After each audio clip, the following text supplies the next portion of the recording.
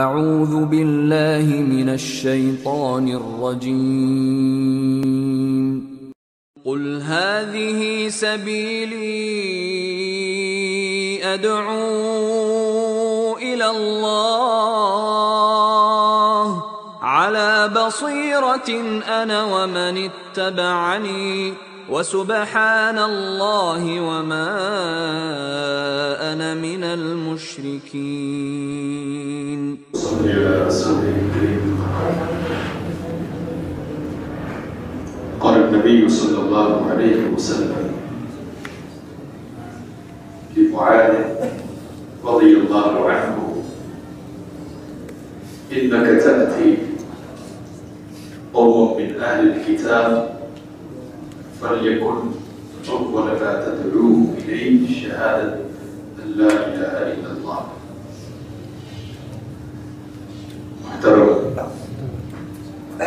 دینی بھائیوں، کتاب التوحید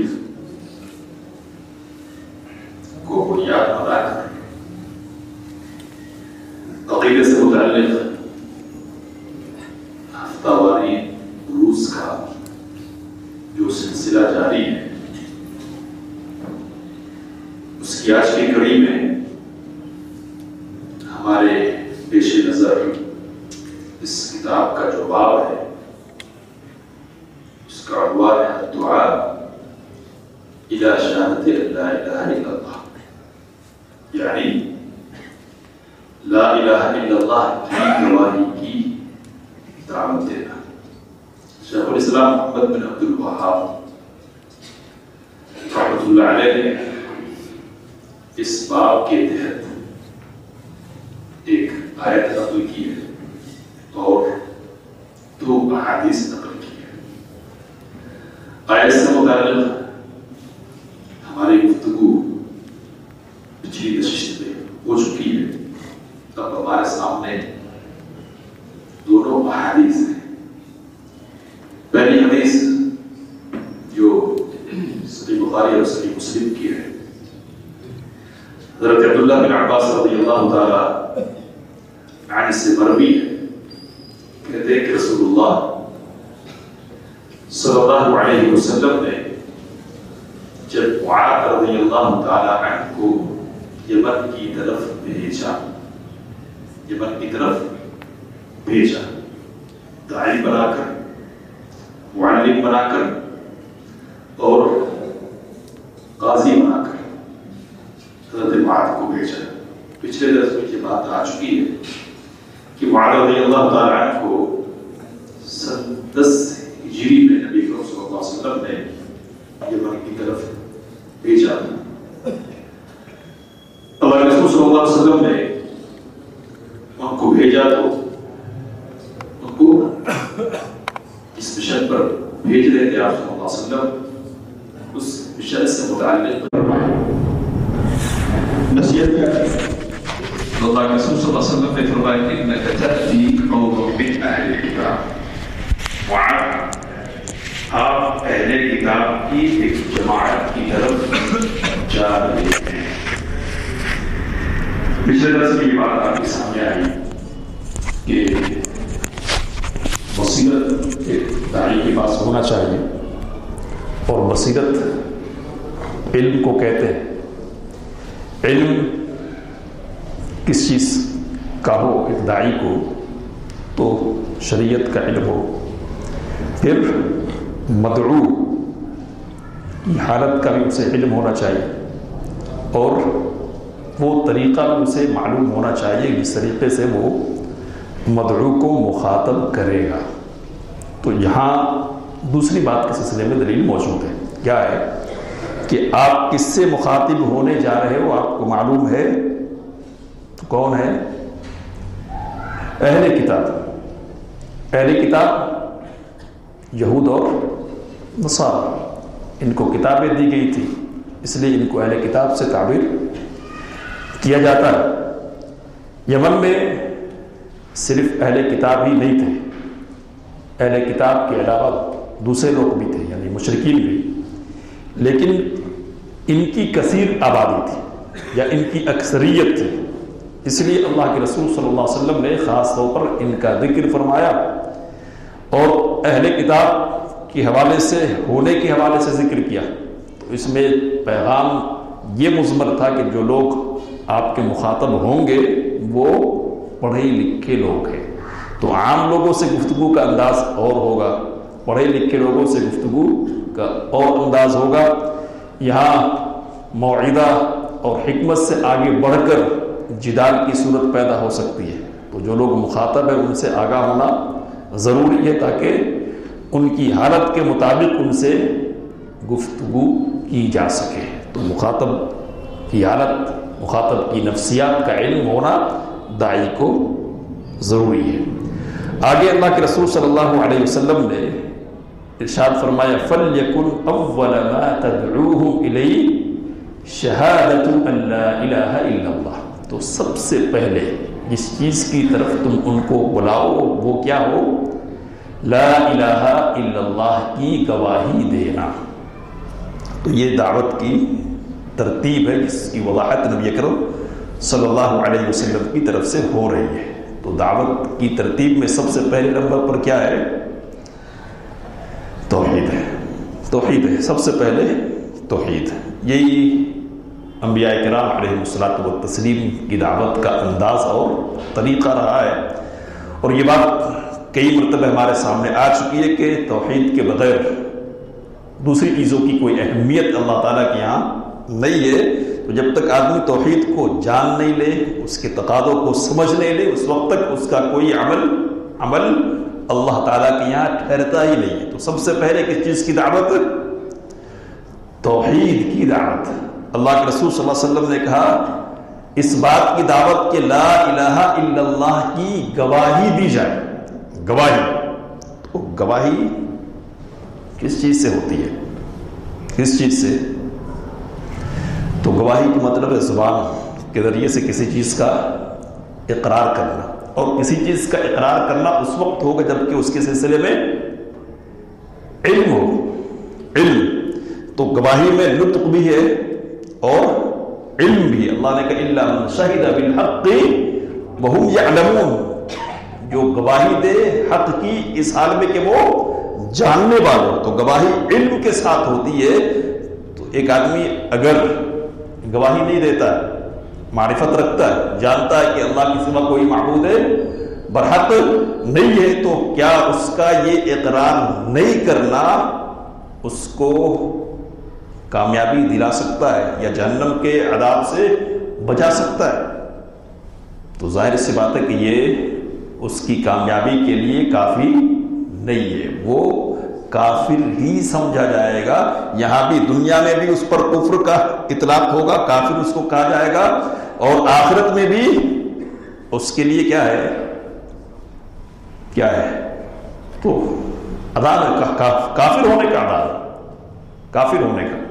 شیخ ابن عثیمین رحمۃ اللہ علیہ نے لکھا ہے کہ نبی اکرم صلی اللہ علیہ وسلم نے جب آخری وقت میں اپنے چچا ابو طالب سے کہا کہ آپ لا الہ الا اللہ کہیے، یعنی ایمان لے آئیے، تو اس وقت اللہ کے رسول صلی اللہ علیہ وسلم نے کیا فرمایا؟ کہا یا عمی قل لا الہ الا اللہ. اے چچا آپ لا الہ الا اللہ کہیے، یعنی زبان سے اقرار کیجئے. اللہ کے رسول صلی اللہ علیہ وسلم نے یہ نہیں فرمایا کہ اعتقد انہ لا الہ الا اللہ. اس بات کا عقیدہ رکھ لیجئے، عقیدہ رکھیے کہ اللہ کے سوا کوئی معبود برحق نہیں ہے. کیا کہا؟ زبان سے. تو زبان سے اقرار ہو، اور یہ اقرار کس کی بنیاد پر ہو؟ علم کی بنیاد پر ہو. ویسے علماء نے لا الہ الا اللہ کی قبولیت کی 7 شرطیں لکھی ہیں. کتنی؟ 7 شرطیں. تو پہلی شرط کیا ہے؟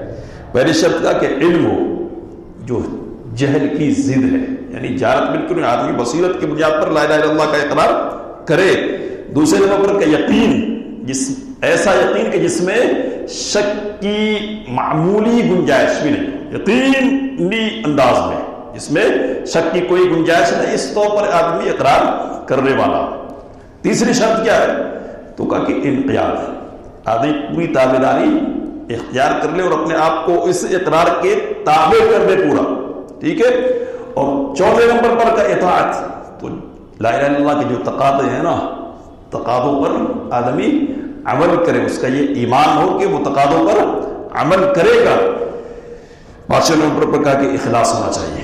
تو اخلاص کے ساتھ واقعی بنیاد پر، منافقانہ بنیاد پر لا الہ الا اللہ کا اقرار نہیں ہو. اور چھٹی بات یہ ہے کہ صدق ہو. صدق، جھوٹ کی ضد، کہ آدمی منہ سے کہے لیکن دل میں عذاب علیم بما كانوا یکذبون. منافقوں کے سلسلے میں اللہ نے کہا کہ ان کے لیے دردناک عذاب ہے. کیوں؟ اس لیے کہ یہ جھوٹ بولتے. تو جھوٹ کی بنیاد پر یہ اقرار نہیں ہونا چاہیے. اور ساتویں شرط یہ کہ محبت ہو. کلمہ کہہ رہے لا الہ الا اللہ، تو محبت کے ساتھ اللہ اور اس کے رسول صلی اللہ علیہ وسلم کی محبت کے ساتھ یہ اقرار کیا جائے. تو یہ 7 شرط ہے. اب ایک سوال ہے یہاں. سوال کیا ہے کہ کیا ہر آدمی کو ان 7 شرطوں کو یاد رکھنا ہر وقت ضروری ہے؟ یہ سوال ہے. تو اگر ضروری قرار دیں گے تو پریشانی ہے کہ نہیں؟ پریشانی.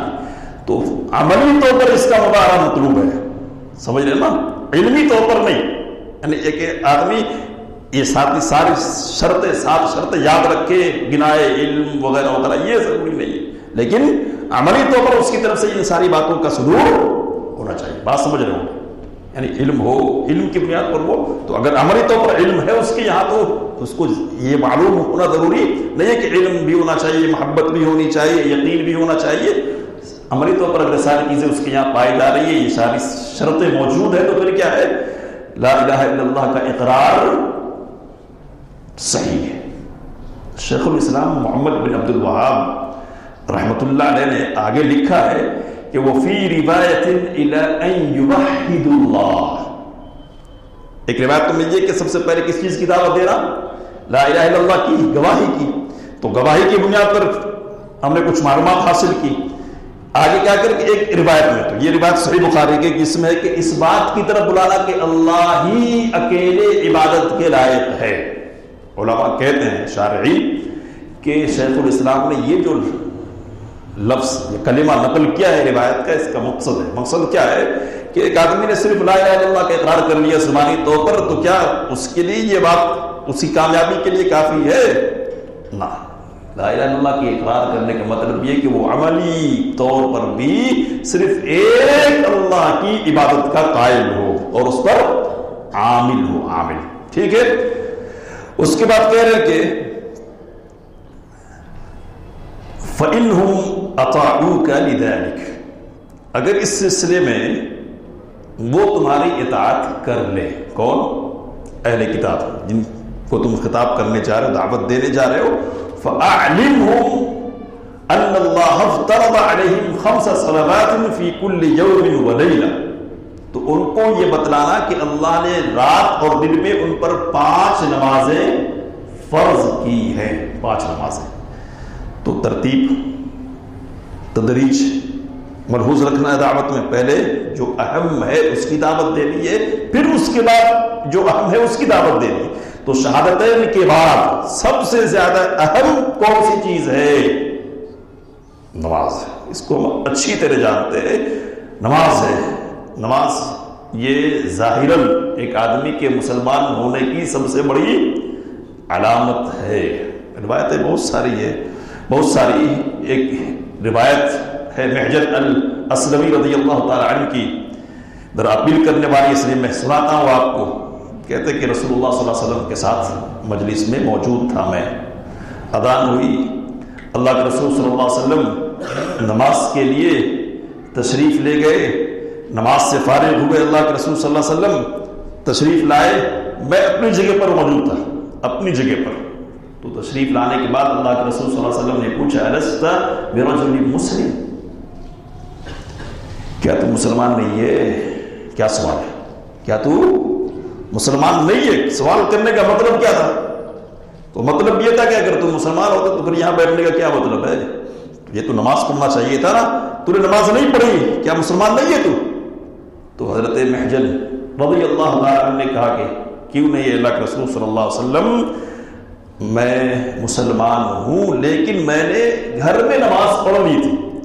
اللہ کے رسول صلی اللہ علیہ وسلم نے سمجھایا کہ اگر گھر میں نماز پڑھ لو، اپنے پڑاؤ کی جگہ پہ نماز پڑھ لو، اور پھر آؤ لوگوں کے ساتھ اور اذان اور جماعت ٹھہرے تو تم کو جماعت میں بھی شامل ہو جانا چاہیے، تاکہ یہ علامت نمایاں اور ظاہر رہے کہ آدمی کیا ہے، مسلمان ہے۔ تو مسلمان ہونے کی پہلی پہچان، ٹھیک ہے۔ تو نماز کی اہمیت یہاں کیا ہے، نمایاں ہے۔ پہلے نمبر پر توحید، دوسرے نمبر پر کیا ہے، نماز، ٹھیک ہے۔ اب ایک علمی مسئلہ ہے۔ علمی مسئلہ کیا ہے؟ علمی مسئلہ یہ ہے کہ ایک کافر ہے تو کافر فروعات کا مکلف ہے یا نہیں؟ سمجھ رہے بات؟ کافر نماز، روزہ، زکوٰۃ اور حج کا مکلف ہے یا نہیں؟ مکلف ہے مسئلہ۔ تو علماء کے درمیان اس مسئلے میں اختلاف، کسی نے کہا کہ مکلف ہے، مخاطب ہے، کسی نے کہا کہ مخاطب نہیں ہے۔ شیخ ابن عثیمین رحمۃ اللہ علیہ نے اپنے ایک فتوے میں اس کا جواب دیتے ہوئے کہا کہ دیکھو، جہاں تک دنیا کی بات ہے تو دنیا میں ہم کافروں سے نماز وغیرہ وغیرہ کا مطالبہ نہیں کر سکتے، کیوں؟ اس لیے کہ فائدہ ہی نہیں ہونے والا اس کو، ہے نا۔ لیکن جہاں تک آخرت کی بات ہے تو آخرت میں ان سے ان چیزوں کا حساب لیا جائے گا۔ سمجھ رہے بات؟ حساب لیا جائے گا، حساب۔ اس طور پر وہ مخاطب ہے، احکام شرعیہ کے کیا ہے، وہ لا الہ الا اللہ کے اقرار کے بغیر بھی مخاطب ہے۔ اب اس مخاطبت کی بنیاد کیسے، کیا فائدہ حاصل ہونے والا؟ تو کہتے ہیں کہ اس مخاطبت سے فائدہ یہ ہوگا کہ ان کے عذاب میں اضافہ کیا جائے۔ دلیل کیا دی؟ تو دلیل کے طور پر سورۃ المدثر کی آیت نقل کی ہے، کہا کہ پوچھیں گے نا جنتی، ما سلککم فی سقر، تم کو جہنم میں کس چیز نے داخل کر دیا؟ تو قالوا لم نکو من المصلین، ہم نماز پڑھنے والوں میں سے نہیں تھے۔ تو یہ اہل ایمان کا تذکرہ نہیں ہو رہا، یا کن کا ذکر ہو رہا ہے؟ کافروں کا ذکر ہو رہا۔ کافر جہنم میں جانے کے جو اسباب گنا رہے ہیں، ان میں سے ایک سبب کیا بیان کر رہے ہیں؟ وہ نماز نہیں پڑھتے تھے، مساکین کو کھانا نہیں کھلاتے تھے۔ تو کھلاتے ہیں، فائدہ تو نہیں ہوتا ہے نا، لیکن کیا ہوتا؟ لیکن عذاب میں تخفیف کا معاملہ ان کے ساتھ ہو سکتا تھا۔ تو نہیں کریں گے، عذاب میں تخفیف نہیں ہوگی، عذاب میں اضافہ کیا جائے، یہ مسئلہ حل ہو گیا۔ آگے 5 وقت کی نمازیں فرض ہے۔ کتنے وقت کی؟ 5 وقت کی نماز ہے۔ تو 5 وقت کی نمازیں فرض ہے۔ اس سے علماء نے استدلال کیا کہ 5 کے علاوہ کوئی اور نماز فرض نہیں ہے نا۔ تو بہت سارے بھائی ہیں جو اس بات کے قائل ہیں اور کہتے بھی ہے کہ وتر کیا ہے؟ واجب ہے، وتر واجب ہے، واجب الوتر نام ہی دے دیا گیا۔ تو وتر واجب نہیں ہے، سنت ہے، اور مؤکدہ سنتوں میں سے ایک ہے۔ نمازیں جو فرض ہے وہ صرف اور صرف کتنی ہے؟ رات اور دن میں 5 ہے۔ تو یہ روایت میں اس کی دلیل ہے کہ اللہ کے رسول صلی اللہ علیہ وسلم نے حضرت معاذ بن جبل رضی اللہ تعالیٰ عنہ سے فرمایا کہ 5 نمازیں فرض کی رات اور دن میں۔ آگے کا فَإِنْهُمْ أَطَاعُوكَ لِذَلِكَ، اگر نمازوں کے سلسلے میں تمہاری بات مان لے وہ، تو پھر کیا ہے؟ کہ فَأَعْلِمْهُمْ أَنَّ اللَّهَ افْتَرَضَ عَلَيْهِمْ صَدَقَةً، تو ان کو بتلانا کہ اللہ نے ان پر صدقہ فرض کیا ہے۔ صدقہ تؤخذ من اغنیائہم، جو اغنیا سے صدقات لیے جائیں گی، فترد علی فقرائہم، اور انہی کے فقیروں پر لوٹا دی جائے گی۔ تو تیسرا رکن اسلام کا کیا ہے؟ زکوٰۃ ہے، تیسرے نمبر پر۔ تو زکوٰۃ کی بھی اہمیت ہمارے سامنے۔ زکوٰۃ کن پر فرض ہے؟ تو اللہ کے رسول صلی اللہ علیہ وسلم نے کہا تؤخذ من اغنیائہم، مالداروں پر۔ مالدار کون ہے؟ تو شرعی پیمانہ مالداری کا کیا ہے؟ تو ایک معیار، ایک شرط یہ ہے کہ آدمی صاحب نصاب ہو، نصاب کا مالک ہو، سونا چاندی 7.5 تولے سونے کے، 52.5 تولہ شادی، پھر دوسرے اموال ہے ان کے لیے بھی نصاب شریعت نے مقرر کر رکھا ہے، تو نصاب کا مالک ہونا، اور دوسری شرط کیا ہے؟ تو نصاب پر حولان حول ہونا، یعنی سال کا گزر جانا۔ تو جس کے ساتھ یہ دونوں شرطیں پوری ہو گئی ہیں اس پر زکوٰۃ واجب ہوگی، واجب، اور جس پر زکوٰۃ واجب ہوگی اس کو زکوٰۃ دیں گے تو ان سے لی جائے گی، ان کو دی نہیں جائے گی۔ یہ بات ذہن میں رکھ لیجیے۔ پھر کیا ہے؟ کن کو دی جائے گی؟ تو اللہ کے رسول صلی اللہ علیہ وسلم نے کہا فقراء کو دی جائے گی، فقراء کو۔ تو زکوٰۃ کے مصارف کیا ہے معلوم ہے نا؟ کتنے مصارف؟ 8 ہیں، 8 سورہ توبہ میں ذکر ہے 8 مصارف ہے، لیکن اللہ کے رسول صلی اللہ علیہ وسلم نے صرف ایک مصرف کا ذکر کیا ہے۔ کون سا مصرف ہے؟ فقراء کا۔ تو علماء یہ کہتے ہیں کہ اس ایک مصرف کا ذکر اللہ کے رسول صلی اللہ علیہ وسلم نے اس لیے کیا کہ یہ تمام مصارف میں سب سے مقدم اور سب سے مؤکد ہے، سب سے زیادہ اہمیت ان کو دینے کی ہے۔ اور فقراء کا لفظ جب عام استعمال ہو، عام، تو فقراء کے ساتھ اس میں مساکین بھی داخل ہوتے ہیں۔ تو انما الصدقات للفقراء والمساکین، فقراء کو دیں گے، فقراء کو۔ اب فقراء کے ساتھ اللہ کے رسول صلی اللہ علیہ وسلم نے ان کے فقراء، اغنیا سے زکوٰۃ وصول کی جائے گی، ان کو دی جائے گی ان کے۔ تو ان سے مطلب جس شہر کے لوگ ہیں انہی کو، اور ان سے مطلب کیا ہے؟ تو ان سے مطلب یہ ہے کہ مسلمان، تو مسلمانوں سے لی جائے گی اور مسلمانوں کو دی جائے گی، ٹھیک ہے؟ کئی ایک مسائل ہے یہاں، غیر مسلموں کو زکوٰۃ نہیں دے سکتے الا یہ کہ تالیف قلب مقصود ہو، تو تالیف قلب کی بنیاد پر دے سکتے ہیں، ورنہ غیر مسلموں کو زکوٰۃ نہیں دی جا سکتی ہے۔ تالیف قلب کے لیے اللہ کے رسول صلی اللہ علیہ وسلم نے دی، اور 8 مصارف میں سے ایک مصرف کیا ہے؟ مؤلفین قلوب کا بھی۔ یہ اس تفصیل کا موقع نہیں ہے، بس یہ بات یاد رکھیے۔ تو غیر مسلموں کو زکوٰۃ نہیں دی جائے گی۔ اب ایک ہی مصرف پر ساری زکوٰۃ دے سکتے یا نہیں دے سکتے؟ یعنی 8 مصارف ہے نا، تو ایک ہی مصرف، یعنی سارے کی ساری زکوٰۃ کس کو دے دیں؟ فقراء کو دے دیں، سارے کی ساری زکوٰۃ ابن السبیل کو دے دیں۔ تو مصلحتاً جس کا تقاضا ہو وہ ایسا کر سکتے ہیں۔ یہاں اللہ کے رسول صلی اللہ علیہ وسلم نے صرف ایک مصرف کا ذکر کیا ہے اس کی بنیاد پر، ٹھیک ہے؟ ایک اور بات کیا ہے، تو ابھی پوچھا تھا میں نے کہ ان کے فقراء سے مراد تو اس شہر کے فقراء۔ تو اصل اس مسئلے میں یہی ہے کہ جہاں کی زکوٰۃ ہو وہی کے فقراء اور ضرورت مندوں کے درمیان اس کی تقسیم عمل میں آئے۔ دوسرے شہر کی طرف منتقل کر سکتے یعنی زکوٰۃ کو، تو اس مسئلے میں علماء کے درمیان اختلاف ہے۔ لیکن تحقیقی بات اس سلسلے میں یہ ہے کہ اگر مقامی فقراء کی ضرورتیں پوری ہو جا رہی ہے تو منتقل کر سکتے، یا ضرورتیں پوری نہیں ہو رہی ہے، کمی بیشی ہو رہی ہے، لیکن مصلحت کچھ ایسی ہے، کوئی بڑی شرعی مصلحت کہ جس کی بنیاد پر یہ محسوس کیا جا رہا ہے کہ یہاں نہیں دوسری طرف زکوٰۃ کو دینا ہے، تو منتقل کرنے میں کوئی حرج نہیں ہے، ٹھیک ہے؟ آگے کہہ رہے ہیں کہ اللہ کے رسول صلی اللہ علیہ وسلم نے آگے کہا فَإِيَّاكَ فَإِنْهُمْ أَطَاعُوكَ بِذَلِكَ، اگر مان لے ٹھیک ہے مال کی زکوٰۃ دیں گے تو کیا کرنا ہے؟ کہ فَإِيَّاكَ وَكَرَائِمَ أَمْوَالِهِمْ، تو ان کے اچھا اور عمدہ مال کو لینے سے تمہیں بچنا ہے۔ اتنی سی بات کہہ دیتے تب بھی حکم ہے نا، اس کی تابع داری ہونی تھی، لیکن کبھی کبھی ایک دوسرا پہلو ہوتا ہے، اچھا جذبہ ہوتا ہے، اس کی بنیاد پر ایک بات جو ذہن میں رہنی چاہیے وہ ذہن سے نکل جاتی ہے، تو اس کے لیے ذرا ماحول بنایا جاتا ہے۔ کیا ہے ماحول؟ تو ماحول اللہ کے رسول صلی اللہ علیہ وسلم نے بنایا، کیا ہے وہ؟ کہ وَاتَّقِي دَعْوَةَ الْمَظْلُومِ، مظلوم کی بد دعا سے بچنا، فَإِنَّهُ لَيْسَ بَيْنَهَا وَبَيْنَ اللَّهِ حِجَابٌ، تو بچنا۔ پھر کیا کہا؟ یا رکھنا کہ مظلوم کی بد دعا اور اللہ کے درمیان کوئی آڑ اور کوئی رکاوٹ نہیں ہے۔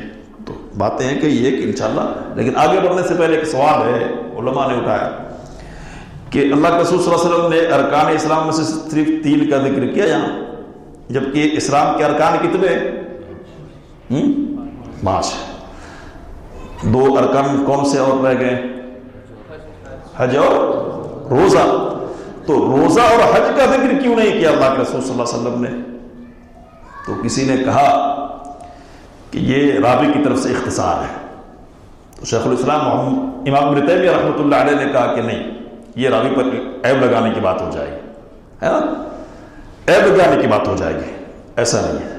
بات دراصل کیا ہے؟ تو کئی جوابات ہیں، اس میں سے ایک جواب دیتے ہوئے کہا شیخ الاسلام نے کہ دراصل یہاں اللہ کے رسول صلی اللہ علیہ وسلم کے پیش نظر اسلام کے وہ ارکان ہیں کہ جن کے ترک کرنے کی بنیاد پر قتال کا حکم ہے نا.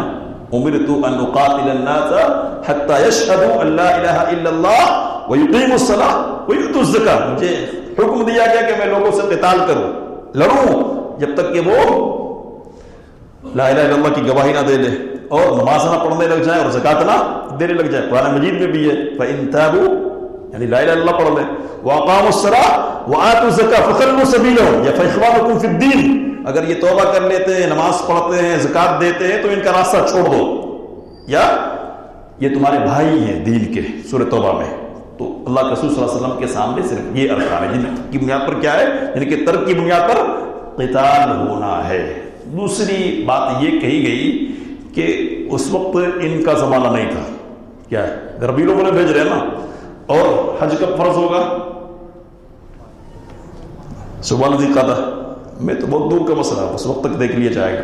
یہ ایک بات کہی گئی. اور جہاں تک روزے کی بات ہے تو روزہ امر خفی ہے، پوشیدہ چیز ہے نا.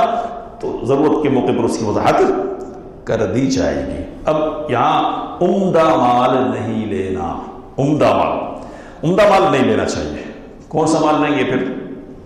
تو بیچ کا، نہ ردی لیں گے، نہ بالکل اچھا چھانٹ کر لے لیں گے. اچھا چھانٹیں گے تو سامنے والے کا نقصان ہے، اور ردی لیں گے تو بیت المال، مسلمانوں کے بیت المال کا، فقراء کا نقصان ہے. تو نہ ان کا نقصان نہ ان کا نقصان. بیچ میں ان کا نقصان کریں گے ظالم، ان کا نقصان کریں گے ظالم. عدل کیا ہے؟ تو بیچ کا راستہ اختیار کیا جائے. لیکن ایک آدمی ہے کہ جو کہتا ہے کہ نہیں میری زکات آپ لے رہے تو آپ اچھی چیز ہی لیجیے مجھ سے، یعنی عمدہ جو ہے نا وہ لے جائیے. تو اگر مالک کی طرف سے اس کی اجازت دی جا رہی ہے تو پھر اس میں کوئی حرج نہیں ہے. اللہ کے رسول صلی اللہ علیہ وسلم نے کہا مظلوم کی بددعا سے بچنا. تو اگر عمدہ لے رہے تو یہ ظلم ہو جائے گا، اور ہاتھ اٹھ گئے تو پھر کیا ہوگا؟ کھانا خراب ہو سکتا ہے. خراب آدمی اللہ کے غضب کا شکار ہو سکتا ہے نا. اور پھر کیا کہا؟ اس کے درمیان اور اس کے درمیان کوئی حجاب نہیں ہے. تو اب یہاں ایک اور سوال اٹھایا گیا کہ اللہ کے رسول صلی اللہ علیہ وسلم نے بیان فرمایا ہے کہ ایک آدمی جب دعا کرتا ہے یا بد دعا کرتا ہے تو تین باتوں میں سے کوئی ایک بات ہوتی ہے. جو مانگ رہا وہی دے دے اللہ تعالیٰ، یا اس سے بہتر کوئی چیز دے دے، یا پھر آخرت کے لیے ذخیرہ بنا کر رکھ دے. تو ایک طرف تو اللہ کے رسول صلی اللہ علیہ وسلم یہ فرمایا، دوسری طرف کہہ رہے کہ مظلوم کی بددعا قبول کر لی جاتی ہے. تو علماء نے اس کا جواب دیا، مختصر سا واضح جواب ہے کہ وہ تین باتیں عام لوگوں کے لیے، اور یہ جو بات ہے یہ خاص ہے مظلوم کے لیے. تو مظلوم کے ہاتھ اٹھ جائیں گے تو پھر ایک ہی صورت رہ جائے گی. وہ کون سی صورت ہے؟ ادھر سے ہاتھ اٹھا اور جس چیز کے لیے اٹھا ہے اگر سچی بنیاد پر اٹھا ہے تو اللہ تعالیٰ قبول کر لے گا. تو یہ پہلی روایت ہے نا، معاذ بن جبل رضی اللہ عنہ. اس روایت سے اس باب کا کیا تعلق ہے؟ تو باب یہی ہے کہ شہادت اللہ الہ الا اللہ کی بات اللہ کے رسول صلی اللہ علیہ وسلم نے کی، اور سب سے پہلے اسی کی دعوت دی جائے گی. اسی کی دعوت دینے کا حکم اللہ کے رسول صلی اللہ علیہ وسلم نے دیا. اب آگے ہمارے سامنے دوسری روایت کیا ہے؟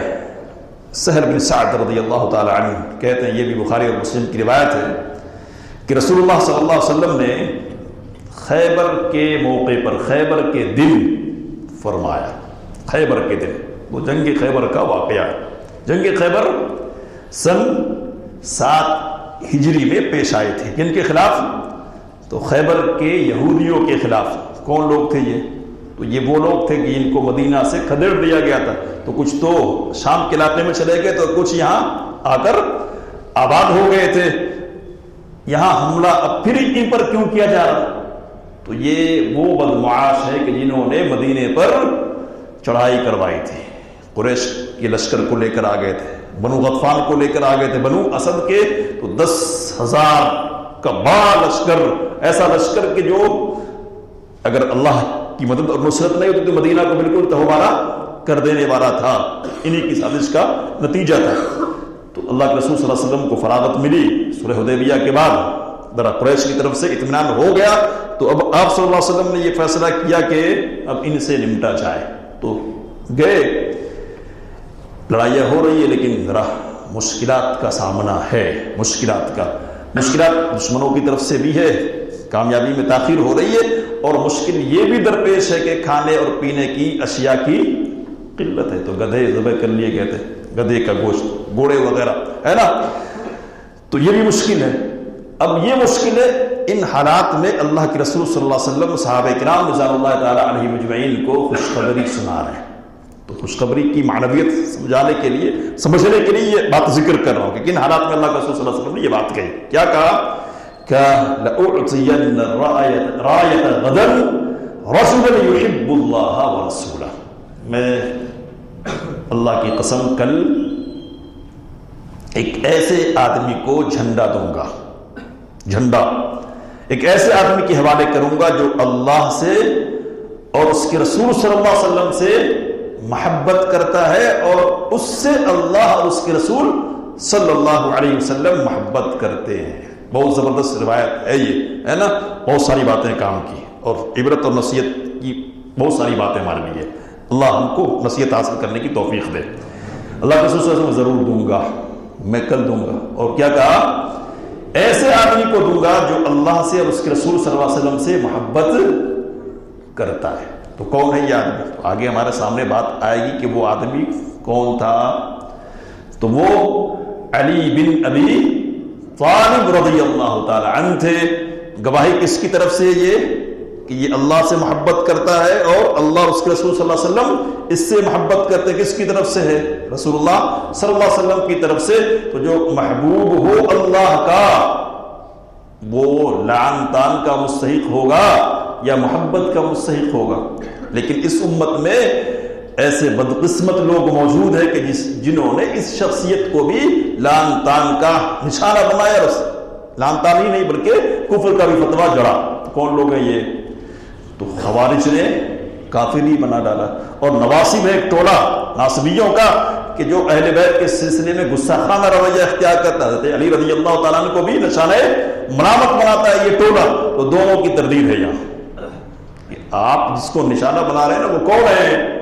وہ محبوب ہے اللہ کے. وہ محبوب ہے کس کے؟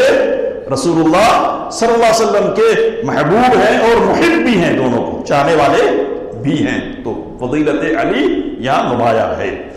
آگے اللہ کے رسول صلی اللہ علیہ وسلم نے کہا یفتح اللہ علی یدیہ, اللہ اس کے ہاتھ پر فتح سے نوازے گا. فتح سے. اب آگے بڑھنے سے پہلے محبت کی بات آئی ہے نا, تو اللہ محبت کرتا ہے. علماء کہتے ہیں کہ یہاں محبت کی صفت اللہ کے لیے آئی ہے. تو یہ صفت بھی ہے اللہ کی کہ اللہ کیا کرتا ہے, محبت کرتا. تو یہ صفات فعلیہ میں سے شیخ ابن عثیمین رحمۃ اللہ علیہ نے لکھا ہے کہ محبت کا کوئی نہ کوئی سبب ہوتا ہے. تو محبت والا کام ایک بندہ کرتا ہے, اللہ اس سے محبت کرتا ہے. اور ایک کام محبت کا کرتا ہے تو محبت کرتا ہے اللہ اس سے, اور دوسرا کام کبھی نفرت کر لیتا تو اللہ اسی شخص سے کیا ہے, نفرت بھی کرتا ہے, بغض بھی رکھتا ہے. تو اللہ کی صفات میں سے صفات فعلیہ میں سے, اور اس کی مشیت کے ساتھ ہے. جس سے چاہے محبت کرے اور جس سے چاہے بغض رکھے. تو اس کو تسلیم کرنا ہے, اللہ محبت کرتا ہے. لیکن لوگ جو نہیں مانتے صفات کو وہ کیا کہتے ہیں کہ محبت سے مراد کیا ہے, محبت سے مراد تو اللہ کی محبت یہ ہے کہ ثواب سے نوازتا ہے. ثواب ہے نا, ثواب سے نوازتا ہے, یا ارادہ ثواب مراد ہے. اور بندہ اللہ سے محبت کرتا ہے, اس کا مطلب کیا ہے, تو ثواب سے, اللہ کے ثواب سے محبت کرتا ہے. یعنی انکار کرتے دو طرفہ. ظاہر سی بات ہے کہ یہ تحریف ہے. محبت یہ ایک صفت ہے, اللہ محبت کرتا ہے, وہ اپنی ذات کے شایع نشان کرتا ہے. اتنی سی بات ہم جانیں گے. اللہ اس کے ہاتھ پر فتح دے گا. یہ کیا ہے, بشارت ہے, خوشخبری ہے اور معجزہ ہے اللہ کے رسول صلی اللہ علیہ وسلم کا. اس لیے کہ جیسا اللہ کے رسول صلی اللہ علیہ وسلم نے فرمایا ویسا ہی ہوا. کہا فبات الناس یکودون لیلتهم.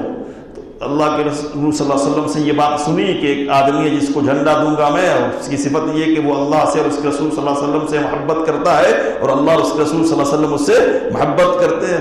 ساری رات اسی بحث میں گزر گئی. کون ہو سکتا ہے, کون؟ پھر کیا ہوا, تو اسی بحث میں گزر گئی. اور پھر کیا ہوا؟ صبح جب ہوئی تو سویرے بالکل اول مرحلے میں اللہ کے رسول صلی اللہ علیہ وسلم کی خدمت میں حاضر ہو گئے. تو غدن کا لفظ ہے نا، کل دوں گا، دن میں دوں گا، پہلے ہی پہنچ گئے سب کس کو دینا. تو یہاں ہمارے لیے نصیحت اور عبرت کی بات کیا ہے؟ تو عبرت اور نصیحت کی بات یہ کہ صحابہ کرام رضوان اللہ تعالی علیہم اجمعین خیر کے کاموں کے سلسلے میں بڑے حریص تھے، اور اس سلسلے میں وہ آگے بڑھنے کا بڑا جذبہ رکھتے تھے. شیخ الاسلام محمد بن عبد الوہاب رحمۃ اللہ علیہ نے نقل کیا مسائل میں، انشاءاللہ اس کا ذکر ہوگا، مسائل میں نقل کیا کہ اللہ کے رسول صلی اللہ علیہ وسلم نے کہا تھا کہ محبت کرتا ہے یہ بندہ. ایک بات تو یہ کہی تھی اللہ کے رسول صلی اللہ علیہ وسلم نے، اور دوسری بات اللہ کے رسول صلی اللہ علیہ وسلم نے یہ فرمائے تھے کہ اللہ فتح دے گا. تو فتح کی بات کسی کو نہیں معلوم، کسی کو یاد نہیں ہے، اس کے چکر میں نہیں، کل فتح کی خوشی نہیں، تجسس اور کھوج اور قریب کس مسئلے میں. تو وہ شخص کون ہے کہ جس سے اللہ اور اس کے رسول صلی اللہ علیہ وسلم محبت کرتے ہیں؟ کیوں؟ تو یہ بڑا تمغہ ہے، بڑا اعزاز ہے. حضرت عمر فاروق رضی اللہ تعالی عنہ کہتے ہیں کہ ما تمنیت الامارہ، میں نے زندگی میں کبھی بھی سرداری کی تمنا نہیں کی، الا هذه الليلہ، سوائے اس رات کے. کیوں؟ تو یہ سرداری کے لیے نہیں ہے، اعزاز بڑا بن گیا اس لیے نہیں ہے. یہاں اعزاز کیا ہے؟ اعزاز یہ کہ اللہ اس رسول صلی اللہ علیہ وسلم سے محبت کی گواہیاں دی گئی، دو طرفہ محبت کی گواہی موجود ہے. تو صحابہ کرام سب اسی میں پہنچ گئے. لیکن کیا ہے؟ تو شیخ الاسلام نے یہ مسئلہ نکالا ہے کہ تقدیر پر ایمان لانا پڑے گا. کیا ہے؟ تو جو طالب ہے ان کو نہیں، اور جس کو طلب نہیں ہے اس کا نام آ جانا. تو کوشش تو کرنی چاہیے، کوشش کرنے کا پھل ملتا ہے نا. پھل کیا ملے گا یہاں؟ تو جن کے بھی جذبات یہ ہیں کہ اللہ اور اس کے رسول صلی اللہ علیہ وسلم سے محبت کرنے والا میں ٹھہروں، ظاہر سی بات ہے کہ اس جذبے کی قدر اللہ تعالیٰ کے یہاں ہوگی نا، ثواب دے گا اللہ. لیکن ہر مدعی کے واسطے دارالحسن کا تو تقدیر ہے جس کے لکھ دیا اللہ نے، وہ ہے. کون ہے وہ؟ تو نبی کریم صلی اللہ علیہ وسلم نے پوچھا این علی بن ابی طالب، علی بن ابی طالب کہاں ہے؟ تو اب کیسا رہے گا ماحول، ہے نا؟ تو اب حسد کے شکار نہیں ہو جانے والے لوگ تھے وہ، حسد تقدیر پر ایمان رکھنے والے لوگ تھے نا. ٹھیک ہے، تو جن کے لیے فیصلہ اللہ کے رسول صلی اللہ علیہ وسلم کا ہو انہی کے لیے آمنا اور صدقنا. علی ابن ابی طالب کہاں ہے؟ تو کہا کہ هو یشتکی عینیہ، آنکھوں میں شکایت ہے ان کی، آنسو میں چشم ہو گیا، آنسو میں چشم کی بیماری ان کو ہے. شیخ صالح الفوزان حفظہ اللہ نے صیغہ تمریز مجہول سے کے ساتھ لکھا کہ یہ روایت کیا جاتا ہے کہ حضرت علی کو یہ شکایت مدینے ہی میں تھی، مدینے میں، اور اس شکایت کی بنیاد پر وہ نبی اکرم صلی اللہ علیہ وسلم کے ساتھ نہیں آئے تھے. لیکن مدینے میں رہنا ان کے لیے ذرا تکلیف کا باعث ہو رہا تھا، تنگی محسوس ہو رہی تھی. اور مسلمانوں کا معاملہ یہ ہوتا ہے، انہوں نے لکھا ہے کہ مسلمانوں کا معاملہ یہ ہوتا ہے کہ پیچھے رہ جائے تو بڑی پریشانی محسوس کرتے، تنگی. تو تنگی محسوس کی اس لیے آ گئے. اب اللہ کے رسول صلی اللہ علیہ وسلم پوچھ رہے کہ کہاں ہیں؟ تو یہاں ایک مسئلہ یہ اخذ کیا گیا کہ امام کی، امیر کی یہ ذمہ داری ہے کہ وہ لوگوں کے حالات کا جائزہ لیتا رہے، کون ہے کون نہیں ہے، کون کس حالت میں. تو پوچھا کون کہاں ہے؟ کہا کہ آنکھوں کی شکایت ہے. کہا کہ بلا لا. تو ان کو بلایا گیا. فبصق في عينيه ودعا له فبرأ كأن لم يكن به وجع. بلایا گیا، اللہ کے رسول صلی اللہ علیہ وسلم نے تھوک آنکھوں میں مل دیا، دعا کی، شفا کی، ٹھیک ہو گئے. اور اس طرح ٹھیک ہو گئے گوا کہ پہلے کوئی تکلیف تھی نہیں. اور اتنی سی بات نہیں ہے یہاں، حضرت علی رضی اللہ تعالیٰ نے کہتے ہیں کہ زندگی پر پھر مجھے یہ تکلیف لاحق ہی نہیں ہوئی. تو یہ بھی نبی اکرم صلی اللہ علیہ وسلم کا معجزہ. اور یا یہ بات بھی ہے کہ نبی اکرم صلی اللہ علیہ وسلم کی ذات سے تبرک حاصل کی جا سکتی ہے. آپ کی ذات سے متعلق جو چیزیں ان سے تبرک حاصل کی جا سکتی ہے. ذات تو تھوک ہے، پسینہ ہے، وضو کا پانی ہے، ان سے صحابہ کرام رضی اللہ تعالیٰ علیہ مجمعین تبرک حاصل کرتے تھے جو ذات سے متعلق ہے. ذات سے کیوں کہہ رہا ہوں؟ تو ایک تو نبی صلی اللہ علیہ وسلم کی ذات ذہن میں رہنی چاہیے اور ذات ہی ذہن میں رہنی چاہیے. دو باتیں سمجھ رہے بات؟ نبی صلی اللہ علیہ وسلم کی ذات صرف، دوسرے نہیں. تو ابو بکر بھی بڑے تھے، نبی صلی اللہ علیہ وسلم کے بعد سب سے بڑے ہیں، عمر بہت بڑے ہیں رضی اللہ عنہما، لیکن ان سے تبرک حاصل کرنا ثابت نہیں ہے. تو جب یہ نہیں تو پھر دوسرے کی اس کھیت کی مولی ہو سکتے ہیں. بڑے ہوں گے اپنی جگہ پر لیکن تبرک ان سے نہیں لیا جائے گا. دوسری بات کیا ہے، نبی صلی اللہ علیہ وسلم کی ذات سے تو پسینہ ہے، وضو کا پانی ہے، تھوک ہے وغیرہ وغیرہ، یہ برکت کی چیزیں ہیں، لیکن آپ کی قبر ہو یا آپ کا حجرہ ہو، ان سے تبرک لینے کا ثبوت نہیں ہے. شیخ صالح الفوزان حفظہ اللہ نے اس پر روشنی ڈالی ہے اور کہا کہ آگے ایک باب آ رہا ہے اس سلسلے میں، وہاں اور بات ہم کریں گے اس مسئلے پر. ٹھیک ہے، تو کہا کہ تکلیف دور ہو گیا، فاعطاہ الرأی، جھنڈا دے دیا اور کیا کہا، انفس علی رسلک، سکون سے جا، وقار کے ساتھ. تو وقار ملحوظ رکھنا، جلد بازی نہیں کرنی ہے. اور شیخ ابن عثیمین رحمۃ اللہ علیہ کی شرح کے مطابق ذرا خیال رکھنا کہ یہ خبیث قوم ہے مکار، تو کدھر سے کیا کر دے، اس لیے چوکنا رہ کے جانا ہے ٹھیک سے. یا دوسرے لفظوں میں یہ کہ وقار کے ساتھ جاؤ، سکون سے جلدی بازی نہیں کرنی ہے. ٹھیک ہے، جائیں گے آپ یہاں تک کہ وہاں ان کے یہاں پہنچ جائے. ثم ادعو الی الاسلام، پھر ان کو کس چیز کی دعوت دینی ہے، اسلام کی. تو اصل باب سے متعلق ٹکڑا یہی ہے، اسلام کی دعوت دیں گے. وَأَخْبِرْهُمْ بِمَا يَجِبُ عَلَيْهِمْ مِنْ حَقِّ اللَّهِ تَعَالَى، اسلام کی دعوت دینا اور یہ بھی بتلانا کہ اللہ کے تعلق سے کیا حقوق ہیں ان کے ذمے، یہ بھی بتلانا. تو شیخ فوزان نے لکھا کہ اجمالی اسلام کی دعوت نہیں چلنے والی ہے.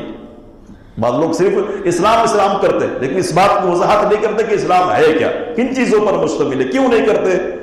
تو یا خود اصلی اسلام کے مالک نہیں ہوتے، اس لیے گول مول بات کرتے ہیں، گول مول. تو حقیقی داعی کا طریقہ یہ نہیں ہے، واضح کر دینا ہے نا. اب سوال ہے یہاں کہ ایک آدمی کو جس کو دعوت دیں گے ہم، تو اسلام کی دعوت دیں گے، اسلام کی جو خوبیاں وغیرہ سمجھا دیں گے، یہ ساری باتیں جو بعد میں عائد ہونے والی، نماز پڑھنا ہے، روزہ رکھنا وغیرہ وغیرہ، سب پہلے سمجھائیں گے. تو شیخ ابن عثیمین رحمۃ اللہ علیہ نے کہا کہ حالات اور مصلحت کی بنیاد پر دیکھا جائے گا.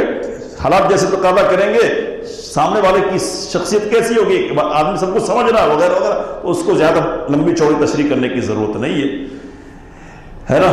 لیکن ایک آدمی کچھ نہیں معلوم ہے، اسلام موٹے طور پر سمجھا دیا یہ ہے یہ، اور پھر کلمہ پڑھا دیا، تو یہ کلمہ پڑھانا صحیح نہیں ہے، سمجھانا پڑتا تاکہ بصیرت کی بنیاد پر آدمی کیا کرے، اسلام قبول کرے. بہت سارے دعات ہیں ایسے کہ بس موٹے طور پر کہہ کے جلدی سے کیا کرتے ہیں، ہاں پڑھو لا الہ الا اللہ، بیچارہ پڑھ بھی لیتا ہے لیکن مجھے کچھ بھی نہیں معلوم کیا پڑھ رہا ہوں، اور آگے پڑھنے کے بعد ہماری ذمہ داریاں کیا ہوں، کچھ نہیں، ایسا پڑھا دیتے چھوڑ دیتے اور پھر ایک نام کا اضافہ کر لیتے. کس میں؟ تو اتنے لوگوں کو مسلمان بنانے میں، یہ مشاہدے کی بات کر رہا ہوں، ہیں ایسے لوگ. تو یہ نہیں کرنا، یہ مطلب شیخ صالح الفوزان نے اس پر بہت تفصیل سے لکھا ہے. وقت ختم ہو رہا ہے اس لیے میں ادھر نہیں جا رہا. آگے اللہ کے رسول صلی اللہ علیہ وسلم نے فواللہ لئن یہدی اللہ بک رجلا واحدا، قسم ہے اللہ کی اگر اللہ نے تیرے ذریعے سے ایک آدمی کو بھی ہدایت دے دی تو جنگ پہلے نہیں ہے، پہلے کیا ہے، دعوت ہے، دعوت کے بعد پھر کیا ہے، جنگ ہے. اور جنگ اور دعوت کے بیچ میں بھی ایک چیز ہے، کیا ہے وہ، تو اگر تسلیم نہیں کر لے رہے ہو تو کم از کم ماتے نہیں قبول کر لو، جزیہ دینا قبول کر لو، تو ہم تعرض تم سے نہیں کریں گے. تیسرے درجے پر کیا ہوتا ہے، پھر لڑائی ہوتی ہے. تو یہ صرف اہل کتاب کے ساتھ خاص ہے یا دوسرے بھی اس میں شامل ہیں، دونوں اقوال ہے علماء کے. لیکن تحقیقی بات ہے کہ سبوں کے ساتھ، جو بھی غیر مسلم ہے سب کے ساتھ یہ تینوں باتیں کی جائیں گی، دعوت نہیں تو جزیہ یا پھر تیسرے نمبر پر قتال. تو پہلے دعوت دو، اور اس جذبے کے تحت دو کہ ایک آدمی بھی ہدایت پا جائے تو پھر کیا ہے، خیر لک من حمر النعم، تمہارے لیے یہ سرخ اونٹوں سے بھی بہتر ہے. ایک آدمی تو ایک آدمی پائے تو پھر کیا ہے، ایک آدمی جب ہے تو کئی لوگ اگر اسلام قبول کر لے تو کیا ہونے والا ہے، سمجھ سکتے ہیں نا. تو کئی لوگ اب حمر النعم سے بہتر ہے کیا مطلب ہے، تو بعض لوگوں نے کہا کہ ایک سرخ اونٹ کے صدقہ کرنے سے بھی بہتر ہے. سرخ اونٹ عربوں کے اموال میں سب سے زیادہ قیمتی مال کے طور پر مانا اور تسلیم کیا جاتا تھا، اس کو بڑی قیمتی چیز سمجھتے تھے، تو صدقہ کرنے کے. لیکن شیخ ابن عثیمین رحمۃ اللہ علیہ نے کہا کہ یہ مطلب نہیں ہے، مطلب یہ ہے کہ دنیا کی جو قیمتی سے قیمتی چیز ہو سکتی ہے، قیمتی سے قیمتی چیز اس سے بہتر ہے. سمجھ رہے؟ بہتر ہے. ایک آدمی کو ہدایت مل جائے تمہارے ذریعے سے، یہ دنیا کی بڑی سی بڑی جو چیز ہو سکتی ہے اس سے بہتر ہے. کیا ہے بہتر؟ کیا بہتر ہے؟ وہ آدمی جو مسلمان ہو گیا کسی کے ذریعے سے، ہدایت پر آ گیا ہے، یہ بھی بات ہے کہ پورا اسلام سمجھائیں گے تب، یا کوئی ایک کام سمجھائیں گے تب، یا تو پورے اسلام کی بات ہو رہی ہے نا، تو پورے اسلام سمجھا دیں گے، معاملہ اونچا ہوگا. ایک بات سمجھائیں گے، اسی کے مطابق معاملہ ہوگا. تو کسی کو سمجھا دیا ہم نے کوئی بات، یا اسلام پورا کا پورا سمجھا دیا. اب اس کا کیا ہے؟ وہ جو بھی کرے گا، من دل علی خیر، جو کسی کو خیر کی رہنمائی کر دے تو اس کے لیے اس کے عمل کرنے والے کے برابر کیا ہے؟ اجر ہے. تو جب تک ایک آدمی اسلام آنے کے بعد عمل کرتا ہے، جو بھی عمل کرے گا سب کدھر جائے گا؟ تو اس کے کھاتے میں بھی لکھا جائے گا. اور اس اعتبار سے اللہ کے رسول صلی اللہ علیہ وسلم اگر سب سے اونچے ہیں تو ہم سمجھ سکتے ہیں کہ کیوں اونچے. کئی اسباب ہے، تو اس میں سے ایک سبب یہ بھی ہے کہ قیامت تک جتنے لوگ مسلمان ہوں گے نا، سب کا ایمان، سب کی نماز، سب کا روزہ، سب کا حج، جو بھی کر رہے ہیں نا، سب اللہ کے رسول صلی اللہ علیہ وسلم کے کھاتے میں جا رہا ہے. جتنا نماز پڑھنے والے کو نماز کا ثواب ملے گا، اتنا اللہ کے رسول صلی اللہ علیہ وسلم کو بھی ملے گا. اس کو ملے نہیں ملے ضروری نہیں ہے، لیکن اللہ کے رسول صلی اللہ علیہ وسلم کو ملے گا. کیوں کہہ رہا؟ سمجھ گئے ہوں گے اخلاص کی بنیاد پر، ہے نا. تو یہ بڑا کام ہے اور اس کی بڑی برکت ہے. یہ دونوں احادیث مکمل ہو گئی ہے.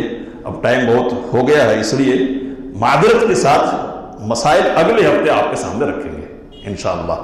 اب جو باتیں رکھی گئی ہیں ان میں جو کام کی اور عبرت کی باتیں ہیں، اللہ ہم سب کو ان سے مستفید ہونے کی توفیق عنایت فرمائے. آمین. وآخر دعوانا الحمدللہ.